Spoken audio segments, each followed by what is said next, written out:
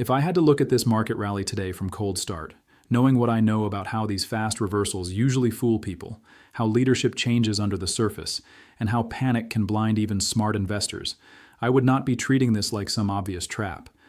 Most people think the game right now is guessing whether the top is in by tomorrow morning. But that's not really what this is about anymore. What this is about is figuring out whether money is just bouncing randomly or whether it is moving with purpose. And those are not the same thing. One is noise, the other is a message. And if you read the message wrong, you end up doing the exact opposite of what the market is rewarding. Today is Friday, April 17th in New York, and comment below with the day and date you're watching from. And real quick, if you value the work I put into these breakdowns, subscribe and comment John A.G. Best so I know you want more of this kind of market analysis. Because here's the thing. A lot of people saw this move and immediately reached for the same old labels. Dead cat bounce, bull trap, suckers rally, little fake out before the floor disappears. And look, I get why people say that. When you've got indexes running this hard after everyone spent weeks getting defensive, it feels suspicious. It almost feels rude. But sometimes the market is not trying to trick you. Sometimes it is just repricing faster than your emotions can catch up. And that's where a lot of traders get into trouble. They think disbelief is discipline. It isn't. Sometimes disbelief is just being late in a more intellectual tone. Now, I'm not going to sit here and pretend I had every twist of this move mapped out perfectly. Nobody did. Anybody telling you they nailed every turn, every headline, every squeeze, every rotation, all in real time, come on. That's fantasy football for finance people. But what I can tell you is this did not look like one of those clean broad market washouts where everything gets cheap at once and you can just close your eyes and buy the whole screen. This was uglier than that. For months, the big index looked like it was doing almost nothing, while some of the largest growth names in the world were getting smacked around under the surface. That kind of market messes with people because the headline chart says calm while your watch list says carnage. And that is why I think so many people misread what came next, because they were staring at the wrong side of the board. They were looking at the index shell while the real story was happening inside it. You had expensive defensive areas acting like the only safe house in town, while parts of tech and finance that actually mattered for the next cycle were getting marked down into much more reasonable territory. Not cheap in some cartoonish, once-in-a-generation way, no. But cheap enough that the risk-reward started changing. Cheap enough that if the macro pressure eased even a little, the snapback could be violent. And that's exactly the part a lot of people missed. Based on recently published numbers, inflation did not glide lower in a neat little line the way a lot of people wanted. The latest consumer price report showed headline inflation reaccelerating in March, with energy doing a lot of the damage, and gasoline posted an eye-watering monthly jump. The Fed's March statement also said uncertainty around the economic outlook remains elevated, especially with the Middle East still in the picture. So no, this is not some perfect golden setup where everything is calm, and policymakers are smiling, and the path is obvious. It's messy. But messy does not automatically mean bearish. Sometimes messy just means the winners and losers are changing places. That's why the rotation matters so much here. If this were just a fake pump, I would expect the move to look shallow and sloppy, the kind of rally where the weakest junk gets a sugar high and the serious money sits there with its arms folded. But what we've been seeing is money moving back toward the businesses that actually drive index earnings power, digital infrastructure, chip demand, software spending, capital markets activity, the machinery of growth. Meanwhile, some of the more crowded defensive trades have been losing altitude. That matters, because a real rally does not need every sector to march in lockstep. It needs leadership that makes sense. And right now, leadership makes a lot more sense than the skeptics want to admit. Now, can I challenge one part of the bullish case? Absolutely. Just because leadership has improved does not mean valuation doesn't matter anymore. I think some people hear rotation and then instantly jump to therefore buy anything with an artificial intelligence label and never ask questions again. No. That's how people get smoked. Strong themes can still be overpriced. Great companies can still move too far too fast. A healthier interpretation is not that every growth name is now magically undervalued. It's that the market had been hiding damage in exactly the areas that were likely to matter most if earnings stayed resilient. That is a very different point, and it leads to a much smarter posture. From recent market updates, the other big tell is volatility. The fear gauge has come way back down from its war spike highs, and global stocks are hovering near records again, as traders bet the worst-case geopolitical tail risk may not be the immediate base case anymore. Oil is still elevated, yes, but it has backed off the most panicked levels, and that has mattered for sentiment a lot more than people realize. When traders stop paying top dollar for immediate protection, that does not guarantee smooth sailing. It does tell you the market is no longer trading every hour as if the sky is actively falling. That shift in psychology is a bigger deal than most people think. And then you've got earnings. This is where the story gets interesting because earnings are the difference between a rally that feels good and a rally that can defend itself. If the big platforms, the chip chain, and the broad spending complex start guiding lower across the board, then sure, the market can get punched right in the mouth. But that is not the tone we've gotten from key read-throughs so far. TSMC just posted another monster quarter, with revenue and profit both surging year over year, and ASML raised its outlook again while talking about demand staying strong as AI adoption spreads. That does not solve every problem, but it tells you the CapEx engine behind a lot of this enthusiasm is not imaginary.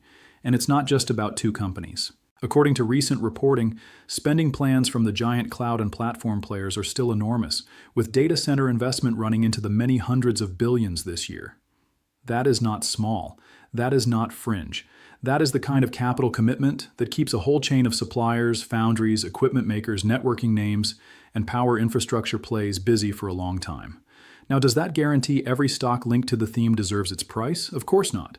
But it does mean the demand backdrop is sturdier than the simple bubble narrative suggests. Netflix added another useful piece to the puzzle, too. It did not come out with some disaster update that screamed consumer collapse. Full-year guidance stayed in place, and management still laid out a double-digit revenue growth outlook while expecting margins to improve from last year. Again, I'm not telling you that one entertainment company decides the whole tape. I'm saying when you're testing whether a rally has any backbone, you look for whether large companies are defending their outlooks or hiding from them. There's a difference, and so far, the evidence has been a lot less fragile than the doomsday crowd wanted. Now let's talk about the thing that can still ruin the party later, even if it doesn't kill it today. Oil. This is where I think some bulls are getting a little too comfortable, because fast energy shocks don't always break the economy overnight. Sometimes they seep through with a lag. They squeeze transport, margins, consumer behavior, expectations. Then they show up in places people weren't watching. The official inflation data already showed how violently energy moved in March. So even though the market may be treating the war itself as a less dominant volatility event right now, the inflation aftertaste of that shock can still create trouble down the road. That matters for rates. That matters for earnings quality. That matters for whether this next leg becomes durable or starts limping by summer. And speaking of summer, don't get seduced into thinking a real rally means no pullbacks. That is nonsense. Some of the strongest tapes are vicious specifically because they refuse to move in polite little stair steps. They launch, they squeeze, they embarrass the doubters, and then they yank back just hard enough to make late buyers feel stupid. That is normal. In fact, if this move keeps behaving like a real repricing move, a pullback is not the thing that disproves it. A pullback is the thing that tests whether you actually believed your own thesis or whether you were just renting conviction for a few green candles. So what should you actually do with that? Simple. Stop obsessing over the exact bottom like it's some mythical creature living in the woods. It doesn't help you. What helps you is building a list of names you genuinely want to own if they came back into your zone. Names that fit your portfolio, your time horizon, your risk tolerance, your age, your cash flow, your actual plan, not somebody else's dopamine addiction. Because when the market finally gives you a cleaner entry, you do not want to be starting from zero. You want to already know what matters to you. You want the decision mostly made before the candles get emotional. And I'll say this again because some people really need to hear it. Missing the perfect entry is not the same as making a mistake. But sitting there, frozen, because you're waiting for a mathematically flawless moment that never comes, that is a mistake. A lot of people don't lose because they're stupid. They lose because they keep demanding certainty from a system that doesn't sell certainty. It sells probabilities, it sells setups, it sells windows. If you keep standing outside the store asking for a guarantee, somebody else is going to walk out with the inventory. If you're successful, share your success story in the comments so others can stay motivated. Now, there's another piece of fresh context that I think matters more than people realize. Big institutions have not exactly been pounding the table that the sky is falling. Quite the opposite. Over the last few days, some of the world's largest allocators and banks have leaned more constructive on U.S. equities, pointing to resilient earnings and a more contained read on the geopolitical shock than the market first feared. That doesn't mean they're always right. They are not. But it does tell you that this must obviously be a trap narrative is not the only serious interpretation on the table. Not even close. You also have to remember the macro backdrop is split. Growth has cooled from where it was late last year. The latest GDP update for the fourth quarter came in soft in real terms. while inflation gauges tied to domestic production stayed firmer than people wanted. That is not some dream combination. It's a reminder that the market can rally, even while the economic picture stays awkward, because stocks are not the economy in real time. Stocks are a discounting machine. Sometimes they bottom before the data feels good. Sometimes they climb while the data still looks like it needs coffee and a therapist. And one more thing on policy, because people keep treating the Fed like it's a magic vending machine. It isn't. The March minutes made it clear officials still see inflation risks on both sides of the story, and recent speeches warned that the longer price pressure hangs around, the harder it is to finish the job. So even if the market wants easier conditions eventually, that does not mean policymakers are about to sprint into cuts because traders are impatient. That tension matters. It means this rally can keep going and still get hit by moments where rates, yields, and policy language matter again. Not bearish drama. That's just the terrain. So no, I do not think the smartest response here is to short this thing into oblivion because it moved too far too fast for your comfort. Comfort is not a signal. Ego is not a signal.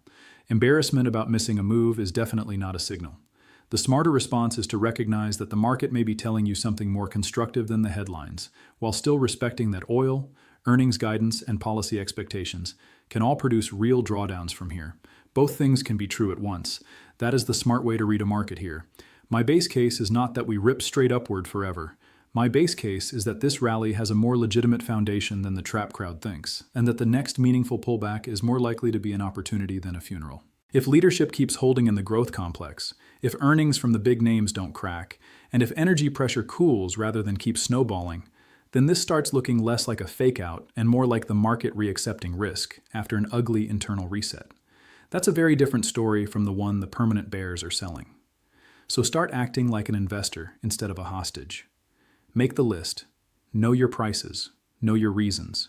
Know what you'd regret missing. And when the market finally gives you that wobble, don't waste it by asking the same panicked question everybody asks at every dip. Ask a better one. If this thing goes higher without me, am I going to be fine with that? Because if the honest answer is no, then you already know more than you think.